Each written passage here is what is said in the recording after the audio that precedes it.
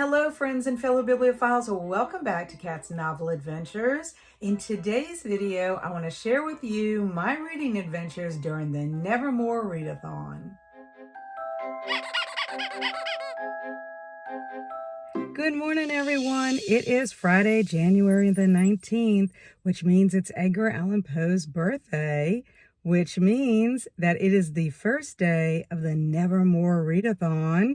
And I am super excited. Edgar Allan Poe is one of my favorite authors, if you don't know that already, and I can't wait to spend the whole week with him. But before I even get to dive into anything by Edgar Allan Poe, I am heading over to the Friends of the Library store in Covington. It is their weekend to open the doors to their store and let all the patrons in to look for some really great bargains on some used books. My goal is to try to find a copy of New Orleans Morning by Julie Smith. This is the Mardi Gras Readathon group read, and I'm really hoping that I can find a copy. And then afterwards, I'm going to stop at Panera and pick up lunch for me as well as for my oldest son, Barry. I'll come home, I'll eat, and then I'm going to head back out and go to Books A Million because I would like to check out their Edgar Allan Poe merch.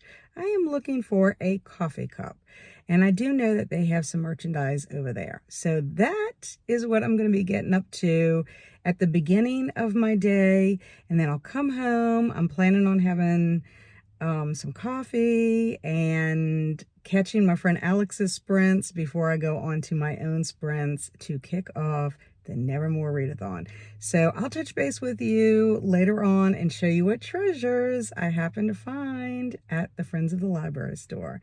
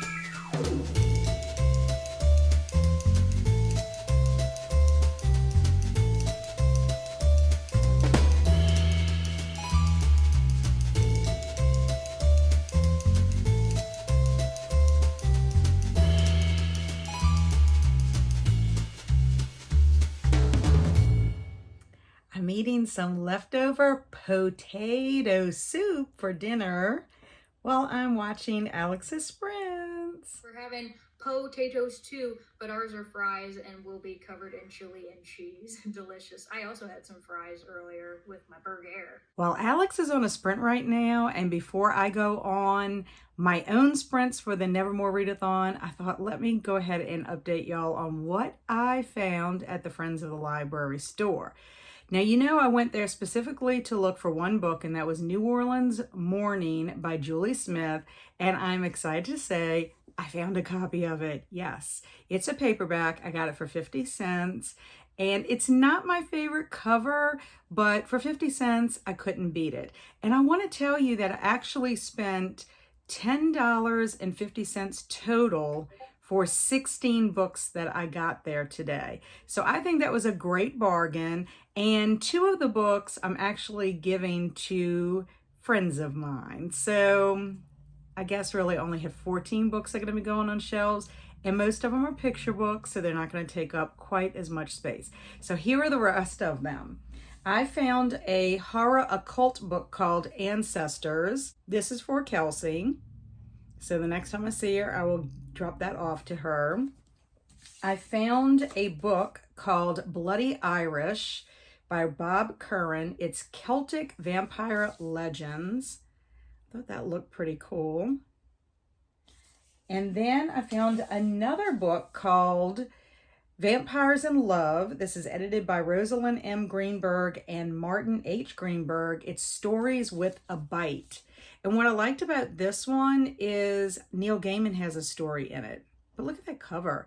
And both this one and the Celtic Vampire Tales look brand new, like they've never been ever read before.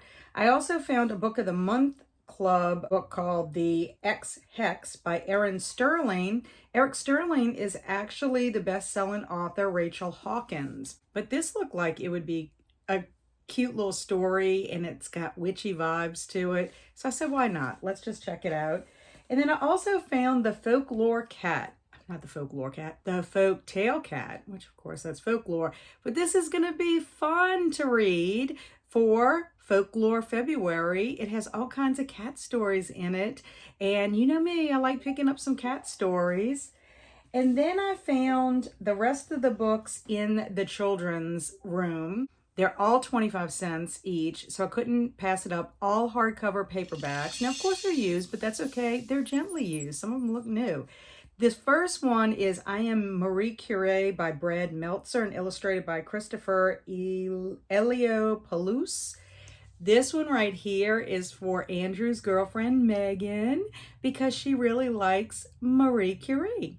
So I figured that would be fun to pick it up for her, to add to her collection. I found a book called The Valentine Bears by Eve Bunton and pictures by Jan Brett, 2 authors that I really do like.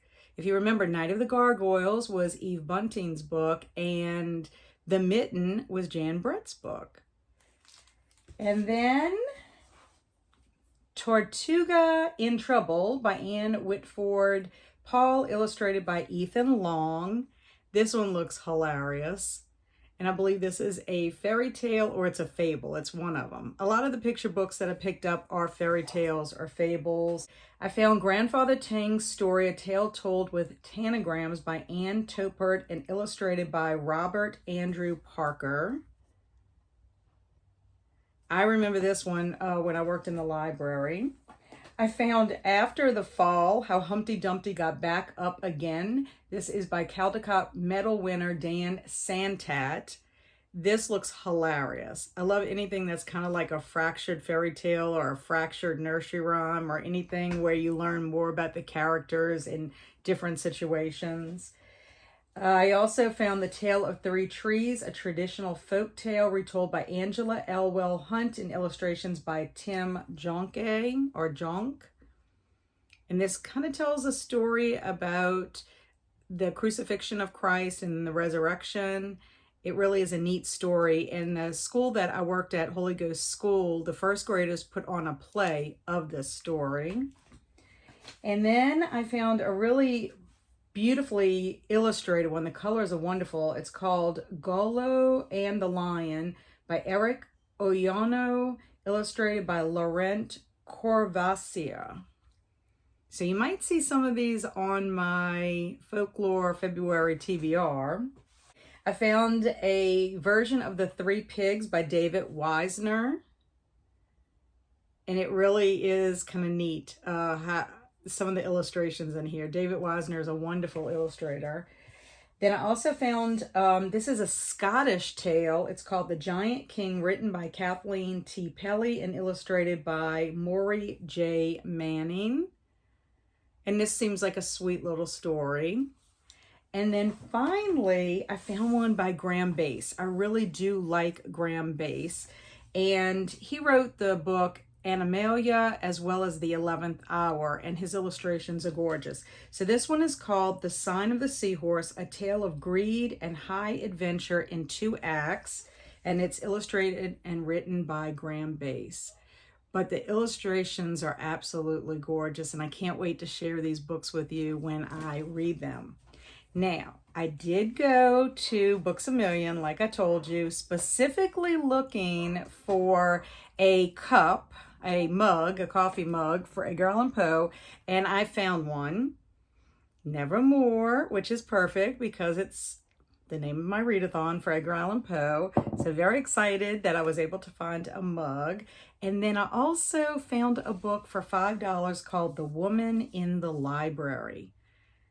It just looks intriguing to me. It is by Solari Gentile. So I don't know if you've ever read anything by Solari Gentile, but it says the ornate reading room at the Boston Public Library is quiet until the tranquility is shattered by a woman's terrified scream. Security guards take charge immediately, instructing everyone inside to stay put until the threat is identified and contained. Can you tell that my husband just came home? Because Luna is going insane. So I guess I'm just going to stop right there. That's the book that I got. Now, I did spend a little more at Books A Million because I had to renew my membership. So my bill there was $39.84 because the membership was $25. So my mug was $8.99 and my book was $4.50 after the discount. So anyway, I'm gonna go because Luna's acting wild and crazy, and I'm sure you don't want to listen to all her barking. You had the Telltale Heart by Edgar Allan Poe, and then the Telltale Heart inspired short story, which I really loved. Did you get to it? Yes. Okay. So What did you think? I loved it, and I love the fact that she did something a little bit different with the ending. Yes, I loved it. It is almost noon, and I am ready to head out the house with my hubby. We're going to the South Shore so I can visit my mom at the rehab facility. And while I'm visiting, my husband will be with my dad, and they're going to go shopping for a sofa. I had sprints last night. They went really well. Loved having Lauren on as a guest. We had a really great time. I got off rather late, so I did not want to update last night. I was ready to get myself in bed because I knew I had to get up a little bit earlier today because I had to finish my middle grade book that I was reading for the Cozy Cottage Book Club, which is Sky Song by Abby Alphenstone. And I ended up attending that meeting at 10 o'clock my time. It was an hour and it was a delightful discussion. So as far as what I'm reading for the Edgar Allan Poe readathon, I haven't read anything since last night. And I started with The Man Who Was Poe by Avi. This is a middle grade book. It's mystery, suspense. And the way it begins is we are introduced to Edmund and his little sister. They are in Providence, Rhode Island. It's November of 1848. And they have been left alone in a tenement building, and their aunt has gone out to look for their mom, who has not come back recently. And they're new to the area. I believe they have come from England. But anyway, they are hungry. They have been here for a couple of days without any adult supervision, and the sister talks Edmund into going out to get some food. They have a single coin, so he locks her in, he leaves, he finds some bread, but he's a little delayed getting back to the room because an elderly gentleman asks him for help to get to a street that he's looking for. Edmund takes the time to do that because he's always been taught to help, elderly people in need. And then he finally gets back to the room and his sister has disappeared. Now, this is the prologue. Well, we are now into part 1, chapter 1, and we meet a mysterious writer who is in the same areas where Edmund and his sister are. He is debating on whether he should drop a letter off at a specific house. While he's hesitating and thinking about what to do, Edmund runs into him and their relationship then begins.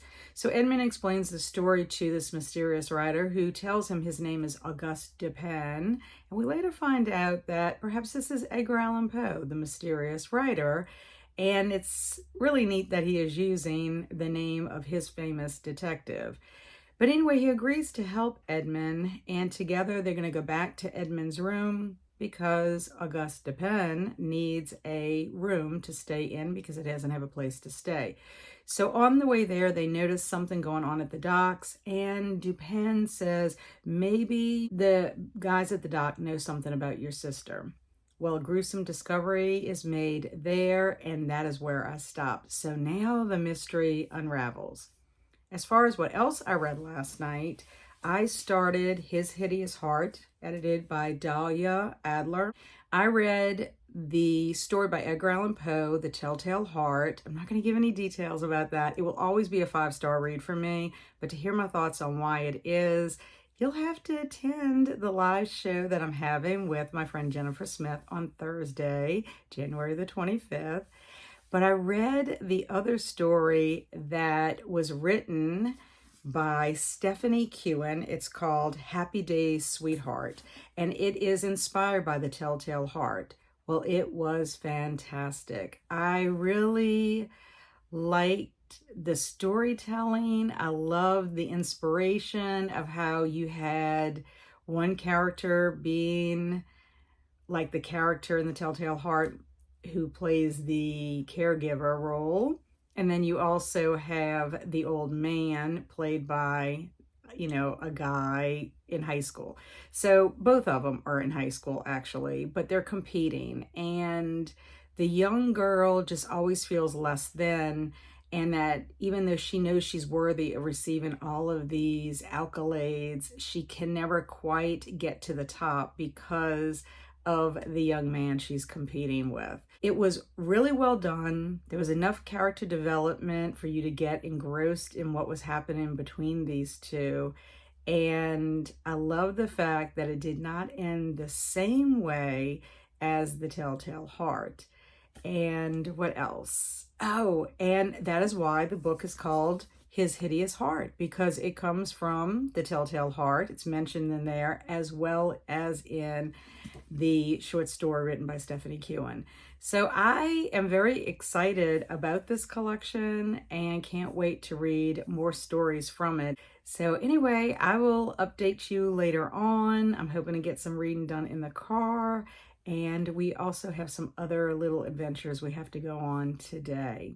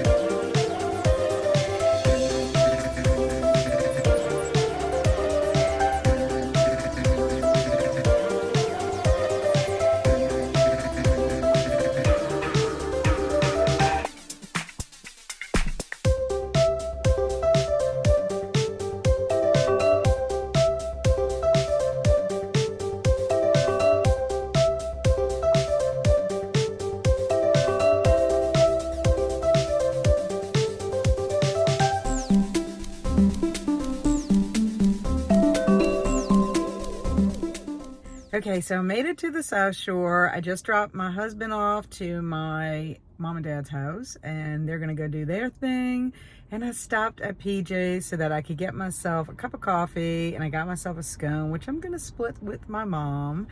But I wanted to update you. I made it to chapter 7 in The Man Who Was Poe. Dupin seems to think that Sis, Edmund's sister, has been stolen. Dupin and Edmund go to find something to eat. He sends Edmund off to run an errand, And then he's going to confront one of the men from the docks because he seems to think the two men from the docks have something to do with Edmund's aunt's situation and possibly why Edmund's mother is not in the picture. Apparently, she left to go to America and has been gone for a year, and the aunt received a very strange message that I guess she wanted her to come, and they were going to come here to get her and then bring her back to London. There are similarities between Edmund's life as well as Dupin's life, and I think that's what's drawn him to wanting to help Edmund. I will probably not read any more of The Man Who Was Poe until maybe later this evening. I brought my other book for the Mardi Gras Readathon with me because I am participating in that as well. And I'm planning on reading the Paris Bistro book on my way back to the North Shore. So I will see y'all later. Bye.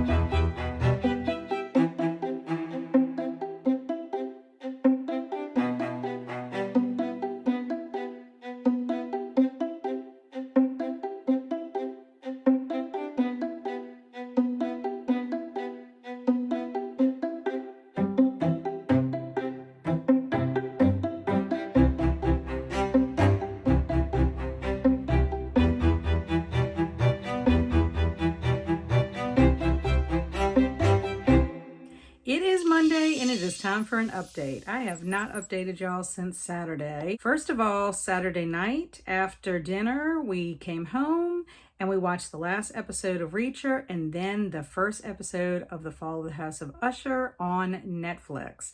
This is directed and created by Mike Flanagan and it is fantastic. I was hooked right from the very beginning. We are following Roderick and Madeline Usher from their adolescence. We find out some trauma and tragedy that happened to them when they were younger. And then we are in present day where there is a huge tragedy that has befallen the family.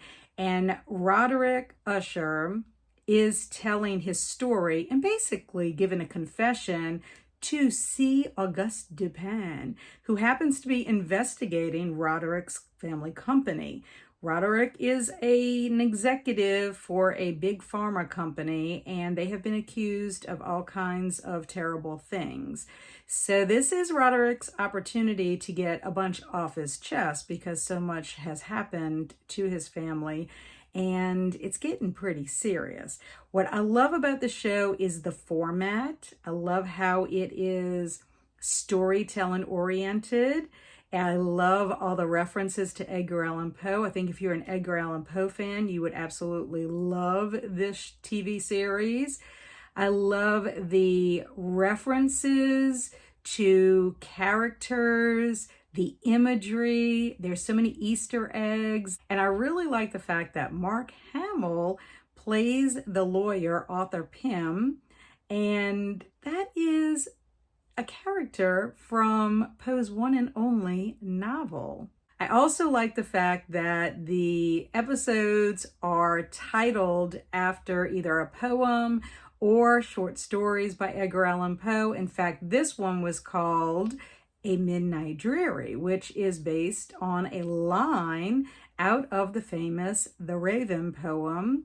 Once upon a midnight dreary, while I pondered weak and weary.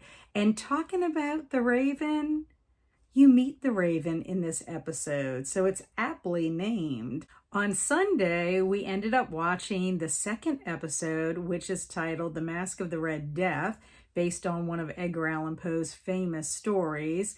And I was very excited about getting to this one. Now, I watched this before rereading the short story. I just wanted to see what Flanagan's vision was for this short story and how it was going to play out. In this episode, we meet Prospero, aka Perry, who is the youngest of the Usher family.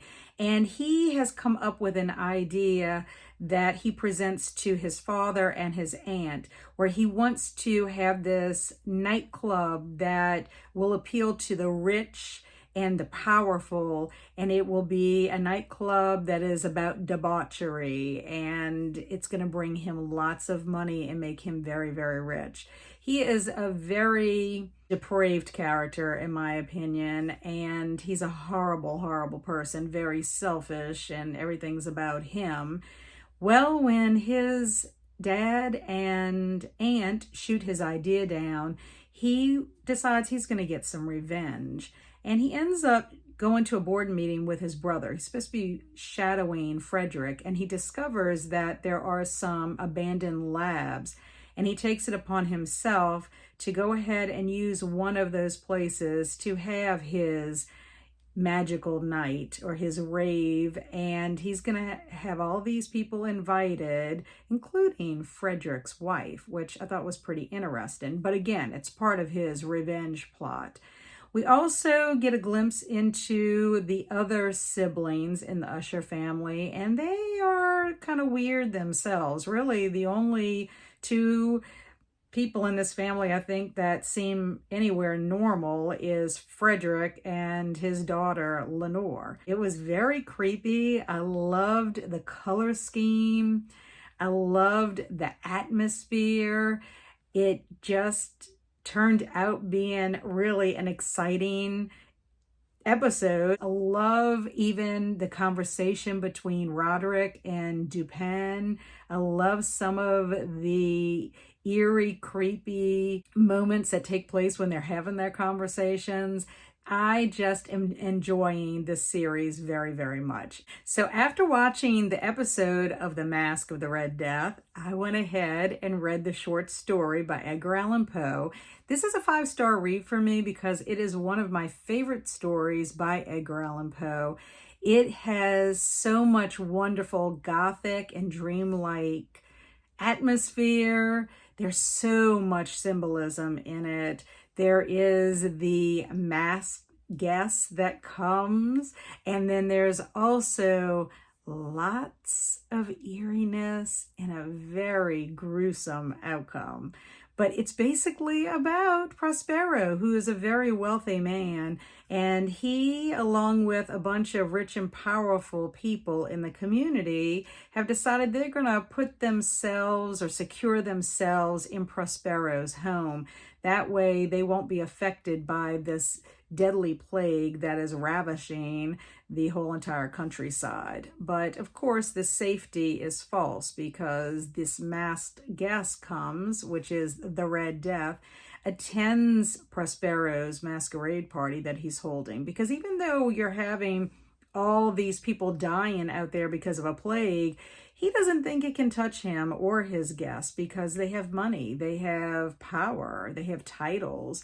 And unfortunately, Prospero is proven wrong by that. But there's so much wonderful, like I said, imagery, and the symbolism is just absolutely wonderful. You can really dissect this story from the colors of the rooms, which are referring to your life, your stages of life from birth all the way to death.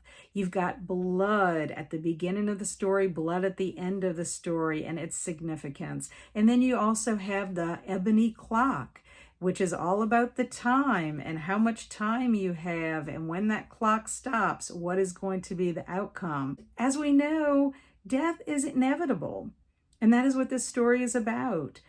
None of us, not one of us, is going to be able to get away from death, right?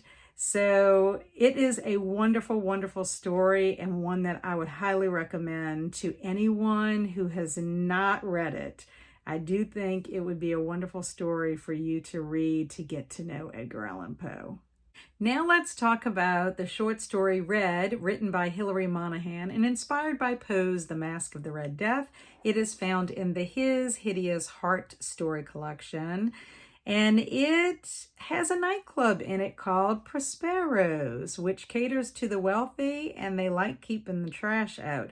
So I guess in this case, the poor, or those that are living in poverty or happen to be less than, are considered the plague in this story. And then we have our main character, our protagonist, named Red. She is a female teenager, and she is on a rampage because she's going to make those at Prospero's pay. And so she comes with all of her supernatural powers, I guess, and she pretty much goes to town in that nightclub.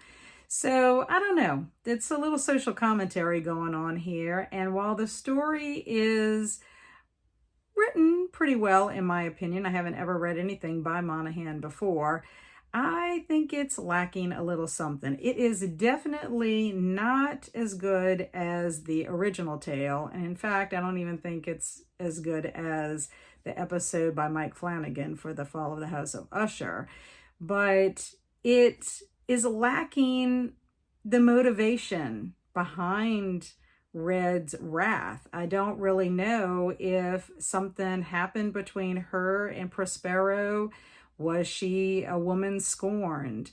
Is she even a woman, or is she a supernatural being? There's just lots of questions that are left unanswered. I did like the fact that the setting is unique. It's present day. It takes place on Halloween. And I do like the fact that our entity here has red hair, thus the title of this story, Red, and also supposed to be kind of symbolizing the Red Death. If I have to give it a star rating, I would say it's more like a 3. It just kind of fell flat for me, whereas Happy Days Sweetheart, which was the retelling of the Telltale Heart, that was more like a 5. But with all of that being said, I still would recommend reading it if you like to read retellings of Poe stories. Last but not least, I was actually able to read some out of The Man Who Was Poe. I haven't read anything since Saturday, so I needed to catch up a little bit. I had left off on chapter 7, so today I made it to chapter 11. It's part 2 of our story. We find out who lives in the house that Edmund dropped that first letter off to.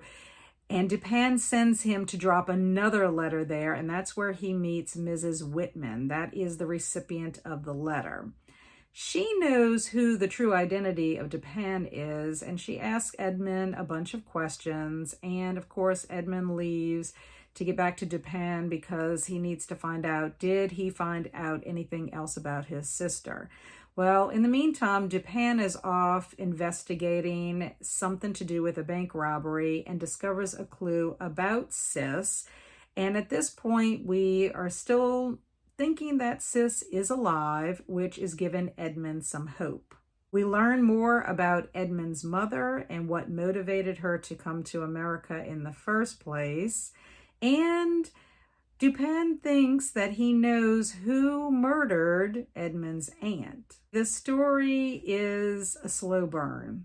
The mystery is slowly unraveling. It's fine, but it seems like it's taking a little time to get through it. It's going a little bit slower than I anticipated.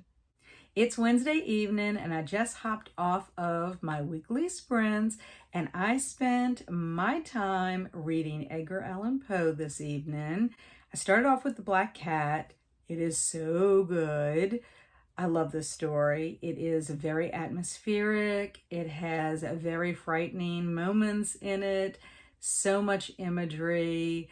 It's just really creepy in parts as well. And I actually think it's more horrifying than The Telltale Heart. But I will tell you that both stories have a lot of similarities. And I think it's because they were both written in the same year. I believe it was 1843, and not very far from one another, maybe 6 months apart. So something had to be going on in Poe's life at that time to see those similarities. But Jennifer and I are going to talk about all of that tomorrow in our live discussion about both of the short stories, and I cannot wait. Then I switched gears and read 2 of Poe's poems. I don't read a lot of poetry, and I have not read anything but The Raven and Annabel Lee. So this was a treat. The first poem I read was The Bells, and I also listened to them. I found 2 YouTube videos that were really well done, and I would recommend them. I put them both in my Discord. If anybody wants to go back and listen to it. But this poem was awesome. It was just beautifully written, wonderful imagery, and so much rich symbolism.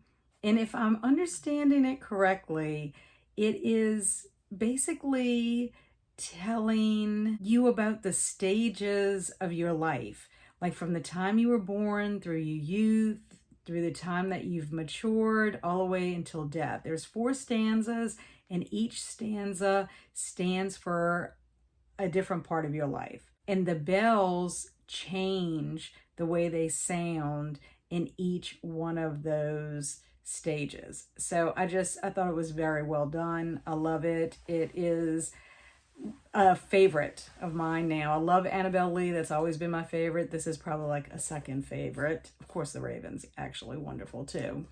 And then I read Sonnet Silence, and this was a little bit different. I'm not 100% sure if I'm understanding this poem as well. It's about silence, but I think it's trying to say that silence can be a good thing, because if you're in chaos or there's a lot of noise in your life, sometimes that silence is what you need to quiet yourself, to make decisions, to be inspired.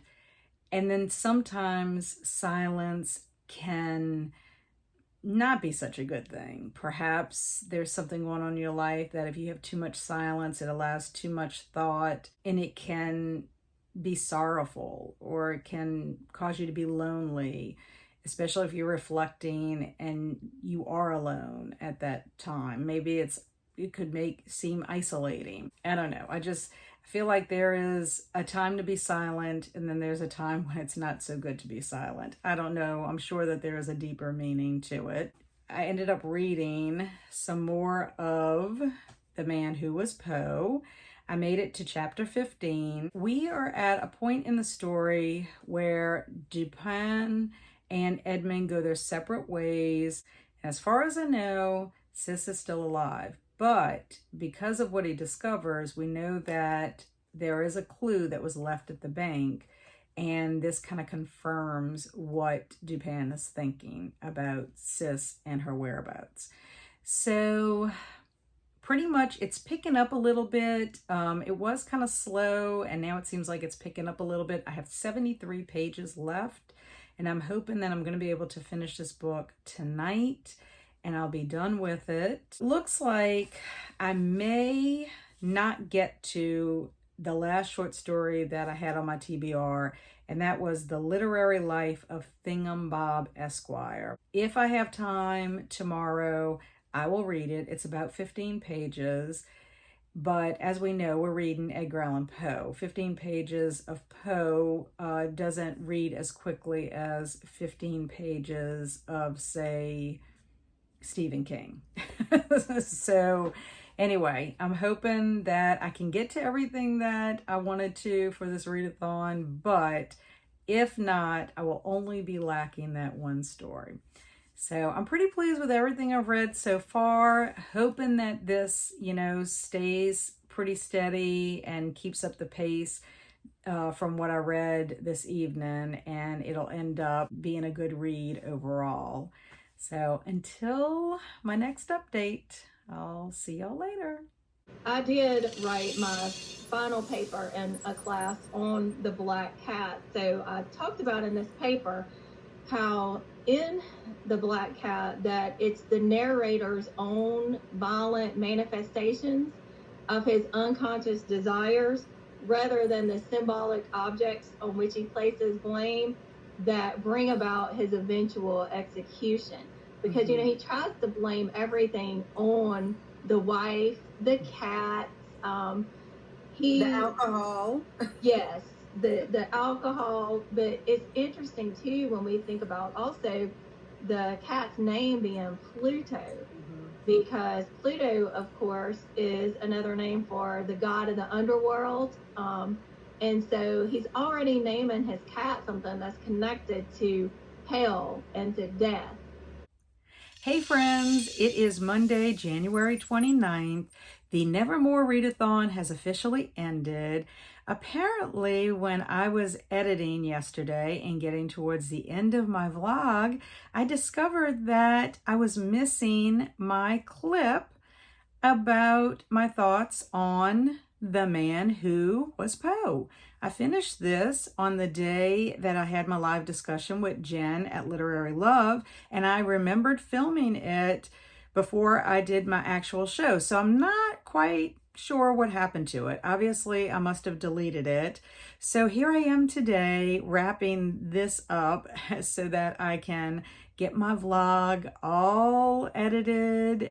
This was an enjoyable historical fiction middle grade novel, and I thought it was very atmospheric.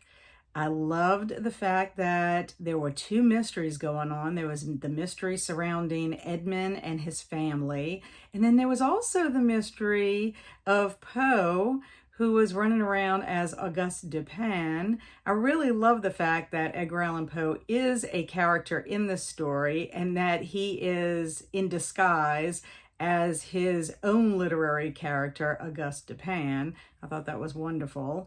I do think that there were parts that were a little slow, but the overall suspense and the mystery kept it going for me. It held my interest.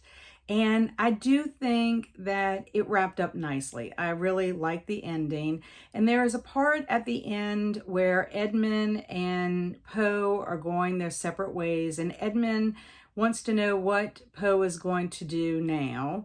What are his plans for the future? Poe is like, I don't really know because I've made some enemies. And that makes sense because this was taking place in 1848. And at that time, you know, Poe was making a few enemies because he was a literary critic and he didn't hold back with his feelings about other authors' writing.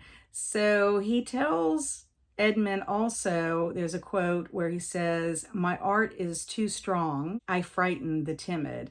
And I really do think that Poe was probably ahead of his time, and there were just some people that couldn't handle some of his subject matter. But overall, I really enjoyed it. I was teetering between a 3 and a 4, and I ended up deciding on a 3.5, and I will be rounding it up to a 4 on Goodreads. That's the least I could do for my man Poe. Also, I'm super excited because this weekend I receive a really special gift in the mail, and I want to share that with you. This is from Jamie at Arbitrary Deadline. She sent me a card, sweet card, and I want to read it. It says, "So many books, so little time. Kat, just a little something for your collection in appreciation of your Nevermore Readathon. I have been having such a great time since I've discovered the BookTube community. Thanks for your content, Jamie at Arbitrary Deadline." Very, very sweet. Thank you very much. And wait for it.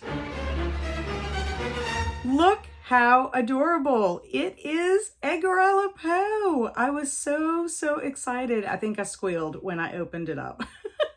But I absolutely love it, Jamie. Thank you so much for participating in the readathon, and I appreciate your kind words and my little Edgar Allan Poe. I had an amazing week spending it with Edgar Allan Poe and everyone who participated in my first Nevermore Readathon. Many thanks to Lauren at Happy Haunts Library, who sprinted with me to kick off the readathon and celebrate Edgar Allan Poe's birthday. Many thanks to Jen at Literary Love, who joined me to discuss our group read, which was The Telltale Heart and The Black Cat. If you happen to miss it, I left a link in the description box below. And I also left links for both Jen and Lauren's channels. They are amazing women with some terrific content. And thanks again, Jamie, for sending me my little Poe. I love it. And last, but certainly not least, thank you everyone who participated and continue to watch my content. I really appreciate you. And I had so much fun in this readathon, read so much wonderful stuff by Poe. He is my favorite, and I just loved being able to share my week with you. How about you? What was one of your favorite reads or watches during the readathon? Let me know in the comments below. And until our paths cross again, stay amazing and be adventurous.